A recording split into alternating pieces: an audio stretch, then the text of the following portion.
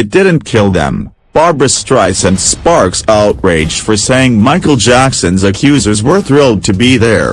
His sexual needs were his sexual needs, and for suggesting their parents are to blame.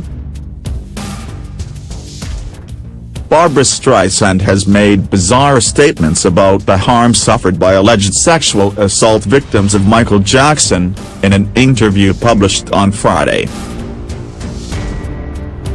The 76-year-old singer and actor told British newspaper The Times of London that the two main subjects of documentary Leaving Neverland, now adults Wade Robson and James Cook, were thrilled to be there as children, and whatever happened to them didn't kill them.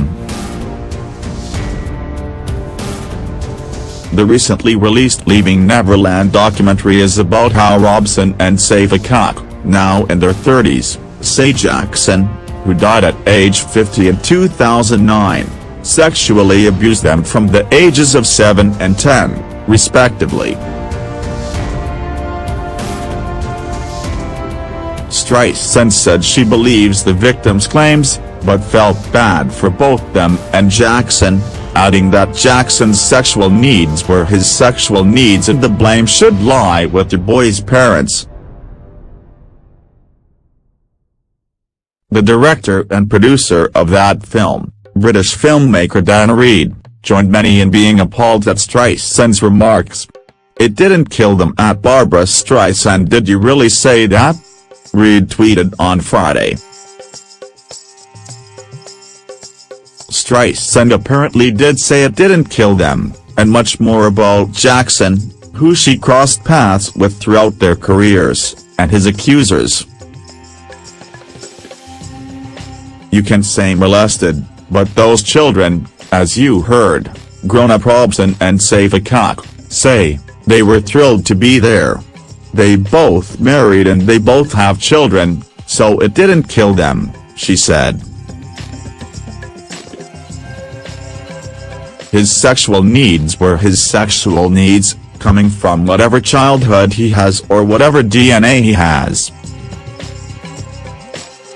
In an interview that covered a wide range of topics including cloning her dogs, her tendency to stay up until 4 a.m. and upcoming concerts in the United Kingdom, she also expressed how she felt sorry for both the boys and Jackson, who died after going into cardiac arrest from ingesting a lethal cocktail of prescription drugs.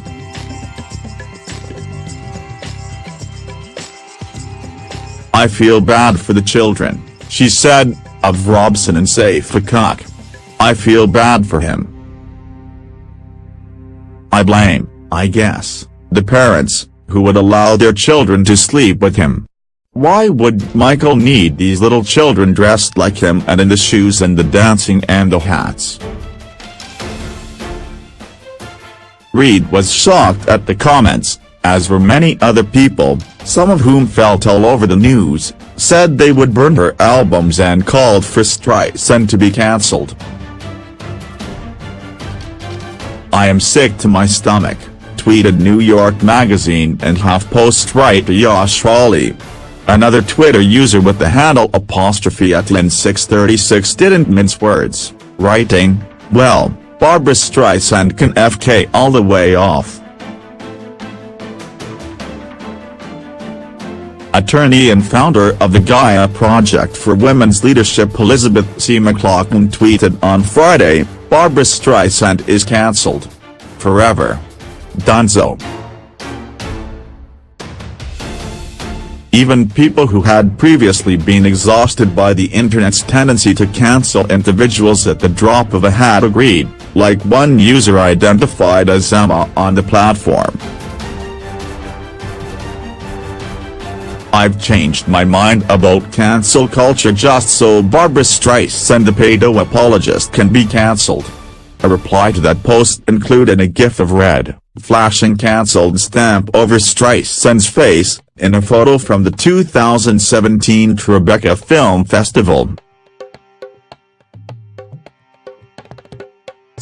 The Daily Caller reporter Chuck Ross wrote, "BRB burning all my Barbra Streisand vinyls.